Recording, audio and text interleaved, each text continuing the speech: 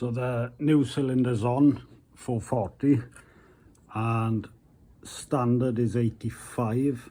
As you can see, this is nearly 89, so that's the increase in the cc's. And as you may have noticed on the side, it still says 397. I believe that's because they use standard Honda barrels and then they re-sleeve them, so that's why you still see 397 there. So when I'm coming to put the bolts on, the stud bolts, it's quite important here. On the book we see, because I'm putting the new cylinder on, I've got to pull the stud bolts out the old cylinder and put them in the new cylinder. So this is quite important that you put the different lengths. So as you can see here, you've got to get these measurements. It doesn't say what torque to tighten them down, just gives the measurements. So if these are off, then you won't get the final torque on your head, and I think that's why a lot of people get this wrong and you have an oil leak from your head gasket. So that's what I'm doing next, making sure I get these right. So to put these head studs in, you use the head nut, put it on, and then when it tightens, you tighten this and it turns the stud in. However, you'll strip this thread before this bottoms out, and you want this to bottom out. So what I do, grab it with the vice grips, and then you turn them both together, and so you're helping it along, so you're not putting strain on this thread. So, and then you feel it bottoming out. So that's how I do it anyway. And then you hold this and spin that one off. The book doesn't actually specify what torque to do these, it just gives us a measurement. So then I was just putting a ruler next to it. My tape was actually clearer than the ruler, so I put the tape next to it, use a ruler as a flat edge, and then I get the exact measurement.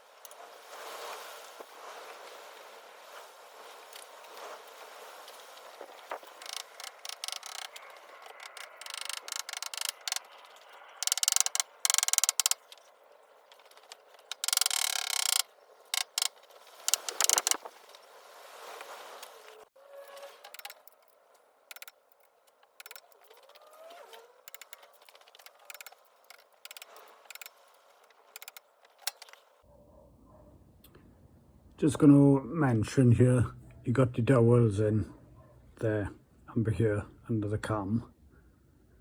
And this hole here, you want to be really careful, because when you take the head off and you turn it over to have a look at the valves, this tiny spring will fall out. So you put that tiny spring in.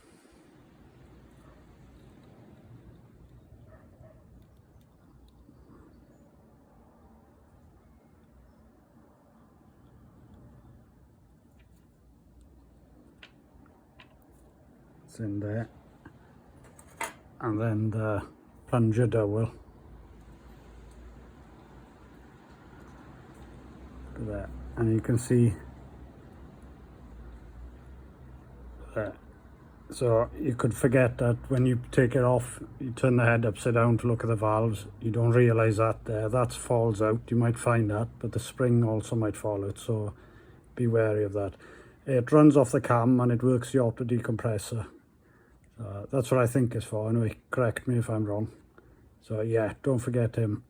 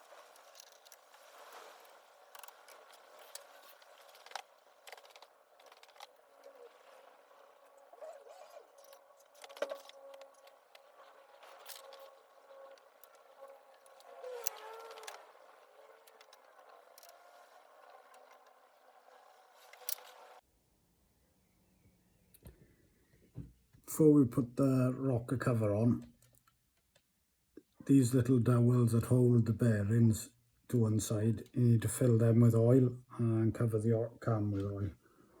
So I'm trying to do this while holding the camera, which isn't ideal.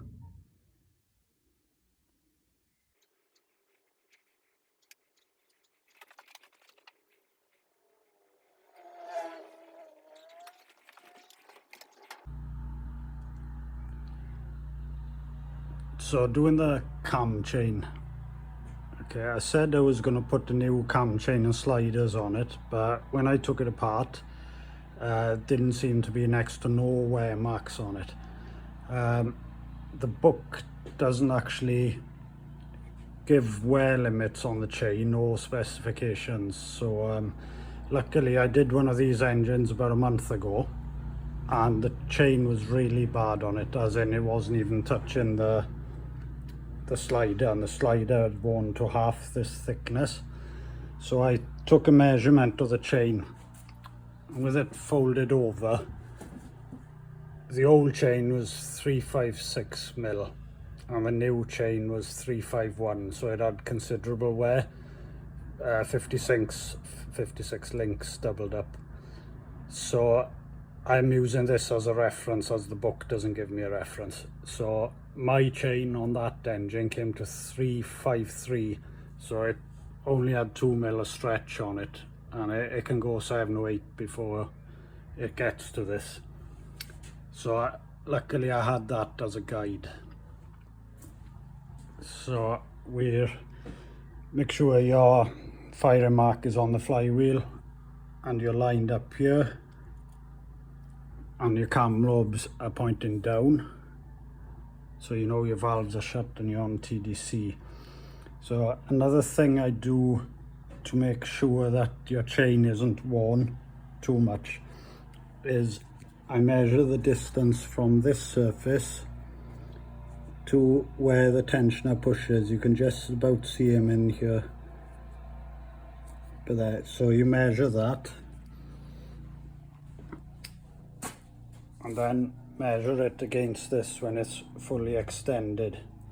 So I'll take the key out to show you.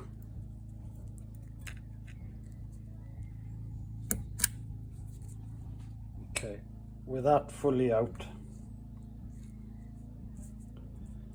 you measure from this surface here to the end there, which gave me 42 mil, and then I use this pencil as a guide, and I put a mark on it where it lines up with the surface, and that came to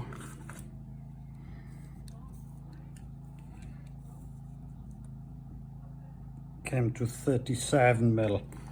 So, and I got 42 before it's out of reach. So yeah, so we know that we're in scope on that. Also, the other bike I worked on, I had to buy a new tensioner for it, and it came with this little tool. It's not too great, it's plastic to hold the tension in, but the book I got does give reference to how you can make a tool. So if anyone needs those measurements, you can freeze this frame and take your reference from that. But, I always use genuine Honda gasket, especially on the cam chain tensioner. It's got a raised ridge on it, and the raised ridge goes towards the engine block.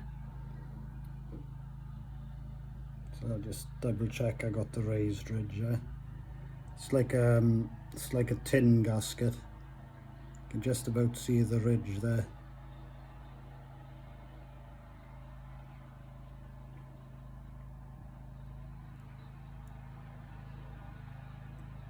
Right, tension this, put pressure on the end and wind it in with a screwdriver.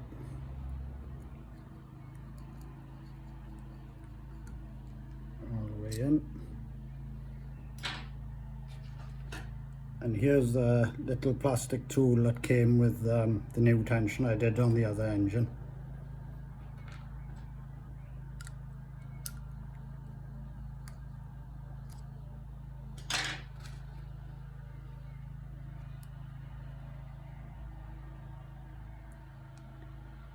and it just about sits in there and holds it, holds the tension in.